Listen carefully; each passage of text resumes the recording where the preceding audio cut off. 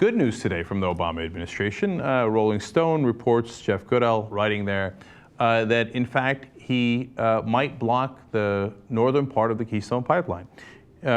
Here's Goodell explaining. Although no final decision has been made, two high-level sources in the Obama administration told me recently that the president has all but decided to deny the permit for the pipeline. Now, normally I'd be very skeptical about something like this, but number one, why bother leaking it to a reporter if that's not the direction you're going? Unless you want to trick people again. Well, actually, now that I say it, you think, there is a midterm election coming up. You want the base to be excited. You tell them, yes, we're going to block Keystone, and afterwards, Okay, so that's a possibility, but let's not put on our cynic hat too much here, because there's good evidence that he actually is going to go in this direction. An Obama insider told Rolling Stone, if the president is really serious about his legacy on climate change, he can't have that and approve Keystone. The only question now is the timing of the announcement. So that seems to be a very good indication that he will not approve Keystone Pipeline. Now, when you see the word legacy, that's when you know they're serious. Because President Obama doesn't really care about you. He's a politician. He's a politician extraordinaire. And all politicians, 99% of their concerns are about themselves. So he had promised four main things, getting out of Iraq, which he actually ironically tried desperately not to do for some time, to get a status of forces agreement where we can stay another 10 years. But the Iraqis kicked us out. So he has to check that off his list, even though he tried hard not to do it. But anyway, so he had that. He had health care. Obviously, we have the Affordable Care Act, so give him credit for, where he deserves it. And to build the economy back up. Now, the median income has dropped under Obama, so he didn't really build it back up, but he built the stock market back up. That's gone up nearly 100%. So the rich are very happy with Obama on that. So the fourth thing was climate change. So it's important for his legacy, for how the great leader is seen, that he do something on climate change. Now, look, and to be fair, he has done some things. There's also been frustration, but especially what he's doing in regard to coal pollution is very important, and regulating the coal power plants. Now, that's not set in stone either yet. Now, but the EPA appears to be heading in that direction, which we'll find out about more in June. But the legacy talk is good in this case, because if he thinks it's important for his legacy to go in a progressive direction, then he's 1,000 times more likely to go in that direction.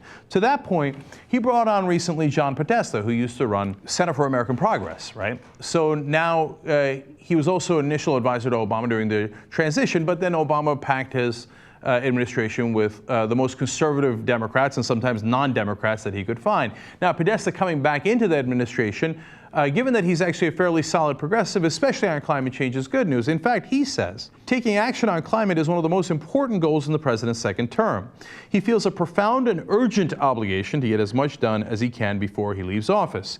Now, again, somebody being on the record on this is important. He's not likely to go on the record if it turns out the president's going to go in the opposite direction. And he even said something much stronger. Here's what he said. If we don't take serious action on climate now, we may not have any history to look back on anyway. Okay, so that's great. Now, look, before we celebrate too much, we have to understand that President Obama did not stop the oil drilling in the Arctic. He has not cut the subsidies to big oil and coal that distort the energy market, although to be fair to him, he did try. Right? And by the way, to be further fair to him, because it is a real mixed record on this issue of energy and climate change, if he takes the action on coal and he stops the Keystone oil pipeline, there is some chance that we would be on track to cut U.S. carbon pollution by 17% by 2020, which is what we promised in the Copenhagen climate talks. Okay, so that's basically your good news. Now, why have we not done this before? Now it's a Democratic president. The Democrats want to, block this. They want to make sure that we stop climate change. Well, there's a little thing called money. So, for example, as Goodell explains in Rolling Stone, Koch-related groups like the Americans for Prosperity, America's Future Fund, and the American Energy Alliance, headed by former Koch Industries lobbyist Tom Pyle, spent some $400 million to influence the 2012 election. So it's interesting, why do the Koch brothers care so much, especially because they run all those ads against Obamacare, but they're not in the health care industry? Well, one of the guys that runs one of their groups explained very recently, we shared this on the program with you a couple of weeks ago, and said that was a prelude to the fight on energy and climate change. Because they wanted to show that the government never works under any circumstance, so that when the government says, hey, let's regulate the energy industry, That's when the Koch brothers want to scream, you see, they screwed up Obamacare. You can't trust the government. Don't let them regulate energy under any circumstance. Now, we find out why they are particularly interested in the Keystone Pipeline. Koch Industries is indeed one of the largest landowners in northern Alberta, holding leases to more than 1 million acres in the tar sands region, and they stand to profit hugely if the pipeline is approved. Honestly, I did not know that until today. So just when you thought the Koch brothers, couldn't go any lower and had, their tentacles in every single thing, it turns out the Keystone oil pipeline, of course, is built to bring the oil from the tar sands down to the U.S. and out of the U.S. and bring it all over the world. It's not for U.S. energy independence at all. The pipeline extends all the way back out through Texas and goes to other countries. They're loaded on ships, obviously, and sent elsewhere. So it turns out they're going to make a killing if Keystone oil pipeline is approved. Gee, I wonder why they were interested in it. Now, since they're in the energy business, in Kansas, their home state, recently they tried to defeat a bill on renewable energy. But in reality, that bill clearly helped the state of Kansas. It brought more jobs, it brought more revenue, and even Republicans were in favor of it. So, in fact, they even failed to kill the bill. Wow, isn't that amazing, right? And here's what a Republican, Russell Jennings, a representative in Kansas, said. This is nothing more than folks who want to exercise political power. That's a Republican in Kansas talking about the Koch brothers, saying, they're not interested in libertarian or conservative ideology. They're exercising political power for their own financial benefit. So, Sheldon Whitehouse now comes into play. He's the Democratic senator from Rhode Island, and he explains what happened to his Republican colleagues, because for a while they were actually sounding somewhat reasonable on climate change. I know it's been a while, so you think, really? Yes, but I remember those statements where some of the Republicans were saying, well, obviously it's real and we should do something about it. Well, Senator Whitehouse explains there used to be a whole range of Republicans who were willing to talk frankly about renewable energy and climate change, but that changed with Citizens United in 2010.